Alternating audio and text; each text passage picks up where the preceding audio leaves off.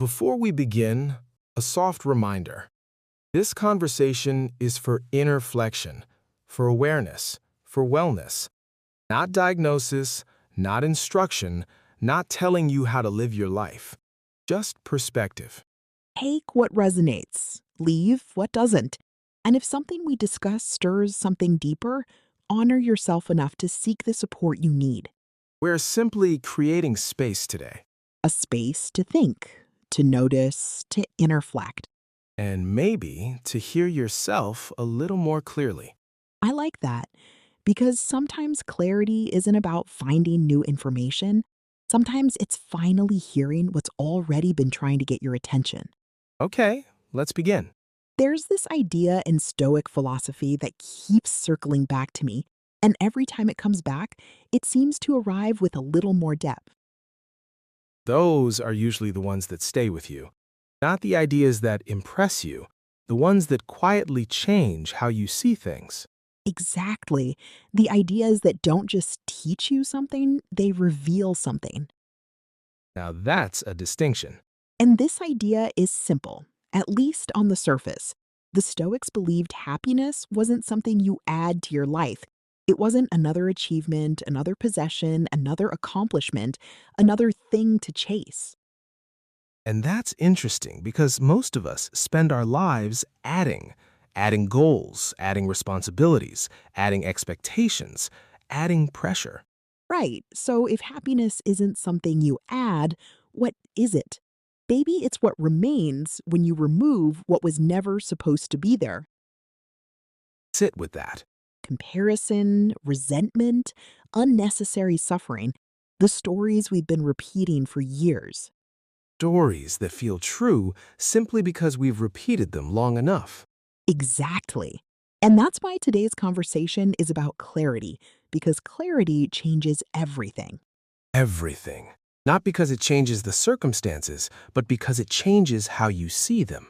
And sometimes seeing clearly is the beginning of peace. One of the most grounding Stoic teachings I've ever encountered is this. What happened and the story you tell yourself about what happened are not the same thing. That one gets me every time, because most of us treat them like they're identical. We do. Something happens, and almost immediately our minds get to work. Creating meaning, creating explanations, creating conclusions. And sometimes creating suffering. A lot of suffering. You know what's interesting? Most people can tell you exactly what happened. But if you listen closely, they'll spend far more time talking about what they think it meant. Whew, that's good. Say more. Someone doesn't text back. That's the event. That's all we actually know. Right, the event is they didn't text back, period.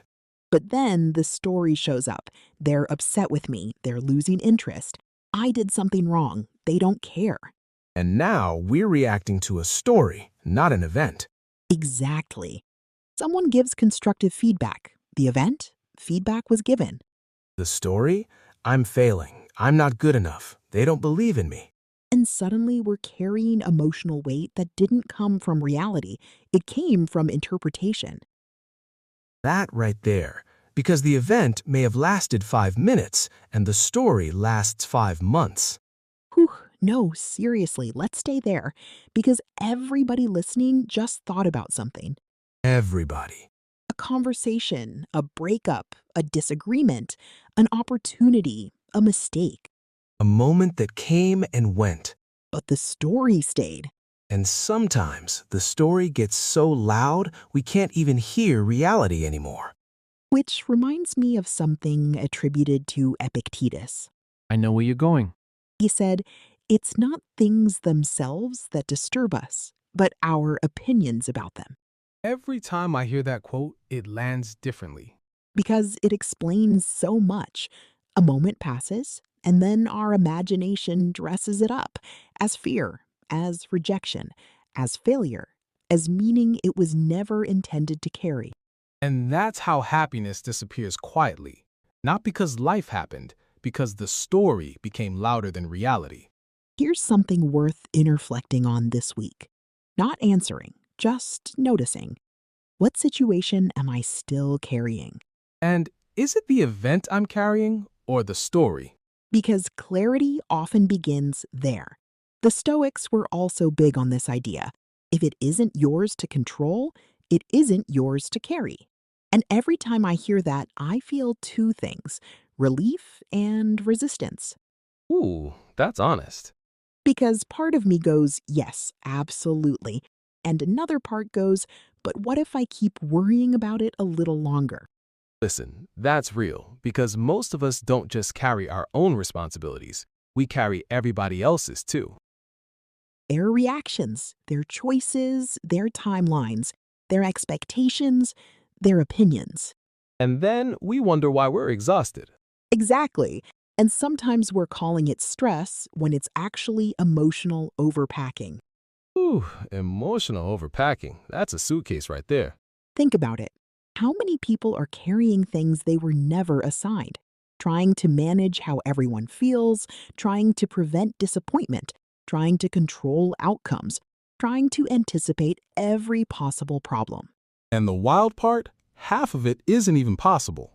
Right, because influence and control are not the same thing. Let's stay there because that's one of those distinctions that changes everything. I can influence a conversation, I cannot control how someone receives it. I can be honest, I cannot control whether someone agrees. I can love someone deeply, I cannot control their choices. I can do my best, I cannot control the outcome. See, that's where clarity starts getting louder because suffering grows when we confuse those things. The moment we start trying to control what's uncontrollable, we create a fight we can never actually win. And then we blame ourselves for losing it. Ooh, that part. You know what my mind keeps coming back to? How much energy people spend rehearsing conversations that haven't happened yet. Ooh, now we're getting personal. Because everybody does it. Everybody. You're in the shower, driving, trying to sleep, and suddenly you're having a full argument with somebody who's not even there. Winning it too. Winning it, losing it, rewriting it, creating alternate endings. And meanwhile, nothing has actually happened. Exactly. The mind is trying to control an outcome before the outcome exists. That's worth sitting with because how much of our energy goes there? Not into living, not into acting, into rehearsing. And rehearsing often feels productive, but it isn't always progress. Ooh, that's a whole life lesson. Because clarity doesn't ask, can I control everything? Clarity asks, what is actually mine to do? Now that's a different question. A much different question, because when you know what's yours, you stop wasting energy on what isn't. And that's where self-respect enters the conversation. Say more. I think self-respect gets misunderstood. People think it's confidence or boundaries or speaking up. And yes, it's those things, but underneath all of that, self-respect is honoring reality. Boo. It's accepting that there are things you can do and things you cannot do. It's staying in your lane without abandoning yourself, Exactly. It's recognizing where your responsibility ends.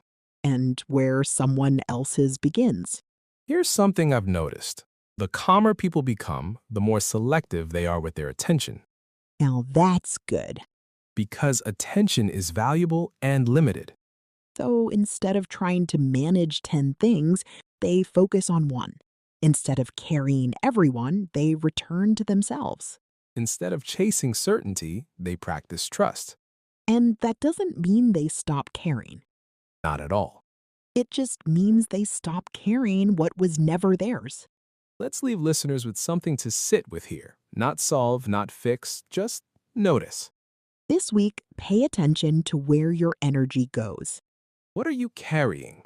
What are you managing? What are you rehearsing? And how much of it actually belongs to you? Because maybe clarity isn't finding something new Maybe it's finally putting something down. and realizing you were never supposed to carry it in the first place. There's a line of thought that says people teach you what you tolerate. Because it stings a little. A little? Okay, more than a little. Because most people hear that sentence and immediately think about somebody else. Exactly. The difficult coworker, the friend who keeps crossing lines, the family member who keeps pushing boundaries, the relationship that keeps repeating the same cycle. But here's where it gets uncomfortable. Because eventually the question becomes, what have I been teaching myself to tolerate? Whew, now we're in it. Because every boundary isn't about another person. Some boundaries are with ourselves. Say more. How long will I ignore what I already know? How long will I explain away discomfort? How long will I override my intuition? How long will I convince myself something is okay when it isn't? That's good. Because clarity often arrives long before action does. Ooh, yes. Sometimes we know, we just don't want to know. Or we know, but accepting it would require change. Exactly. And change can feel expensive. You know what's interesting? People often think boundaries are about controlling other people. When really they're about protecting your inner world. And that's a completely different energy. A boundary isn't you have to change. A boundary is I have decided what I will participate in. That's freedom. And sometimes protecting your peace looks surprisingly quiet. Let's talk about silence. Yes, because silence gets misunderstood. People often assume silence means punishment, avoidance, withdrawal. When sometimes silence is simply, I'm no longer volunteering for suffering. Ooh, let's sit there. Because not every battle deserves your energy. Not every misunderstanding requires a defense. Not every invitation deserves a response. Marcus Aurelius wrote something that has stayed with me. What's that? The best revenge is not to become like the person who harmed you. And that's powerful because it shifts the focus. Instead of asking, how do I make them understand? You start asking, how do I stay myself? Exactly. How do I stay grounded? How do I stay aligned? How do I keep my peace? Without becoming bitter, without becoming hardened, without becoming someone I don't recognize. And maybe that's self-care at its deepest level. Not spa days, not bubble baths, not checklists. Though those things can be lovely. Absolutely. But real self-care is protecting the conditions that allow you to remain yourself. Ooh, that's a sentence.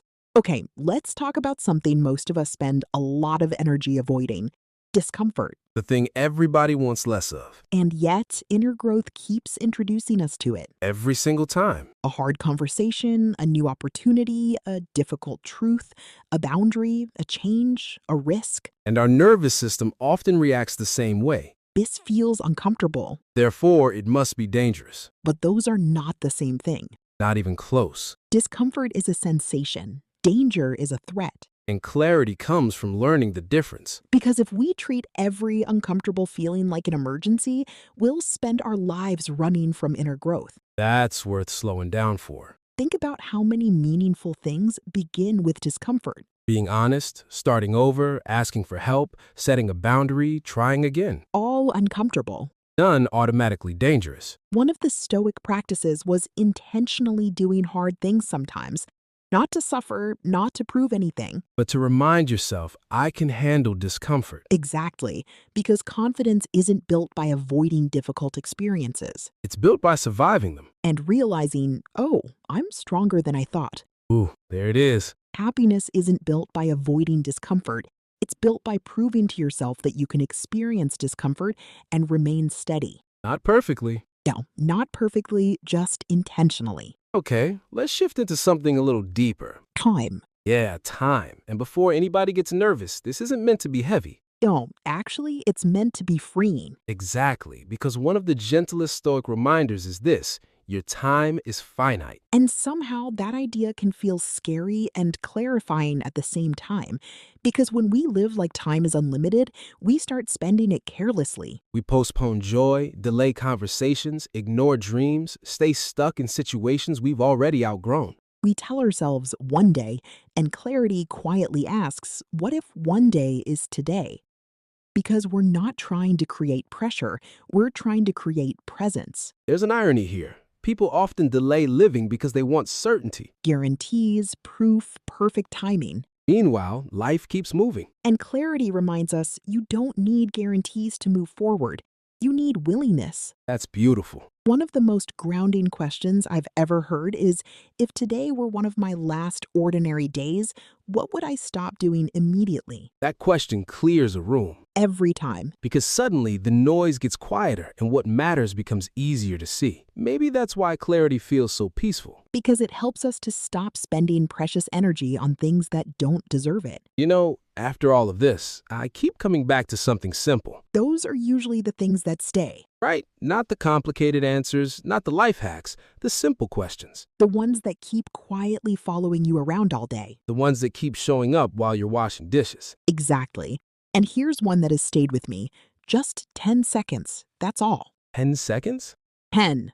Ask yourself, if today were one of my last ordinary days, what would I stop doing immediately? That question clears out a lot of noise.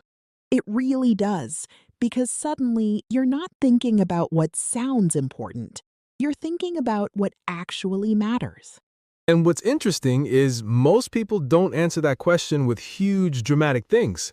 Though, usually it's something surprisingly small. The resentment they've been carrying, the conversation they've been avoiding, the pressure they're putting on themselves, the permission they've been waiting for. Ooh, that's good. Because clarity doesn't always arrive as a breakthrough. Sometimes it arrives as a quiet realization. Simple, oh. Exactly. That's not mine. That doesn't matter anymore. I don't want to keep doing that. And suddenly, you can breathe again.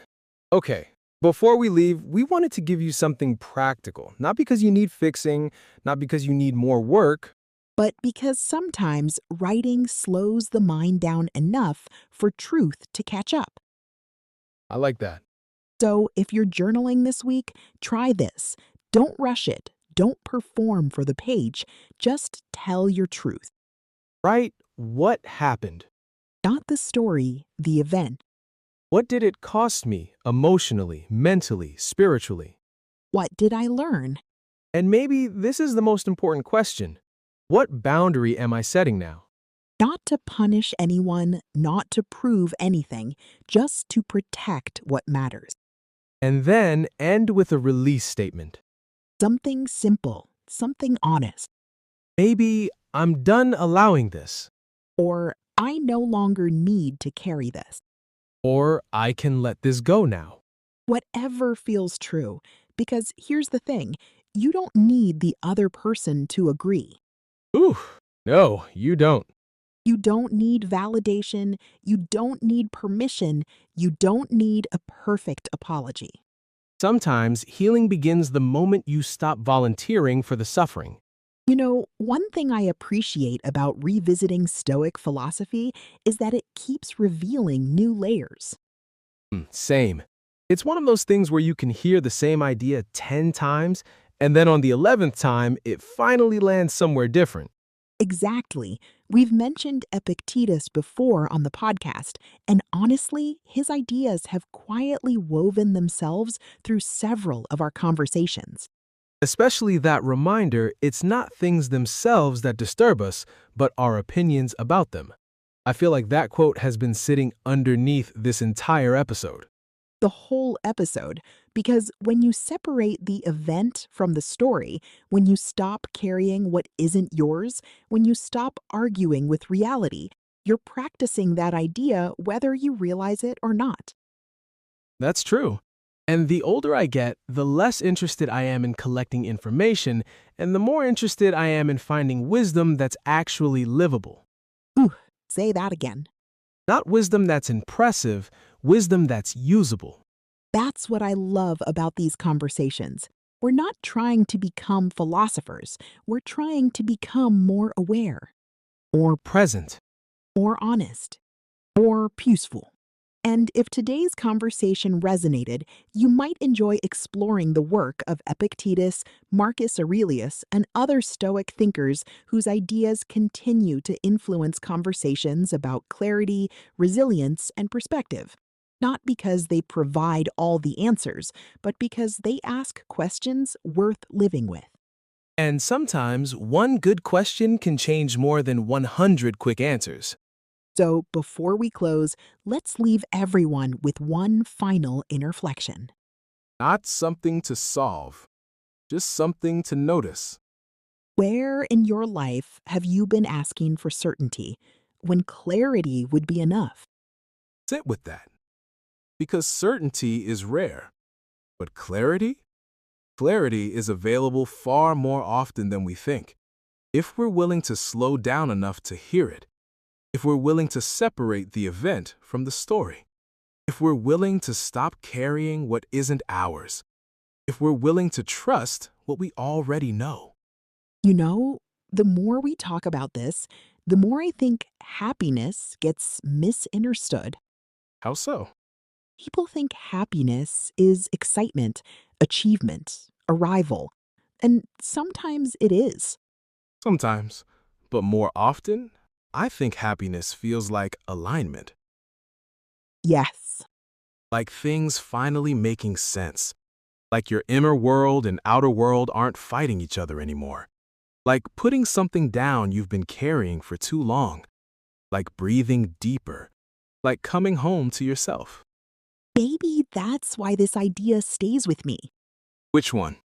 That happiness isn't hype, it's clarity with the volume turned up. That's beautiful. And clarity comes when we decide what deserves our energy and what doesn't, what deserves our attention and what deserves our peace. Until next time, protect your inner world.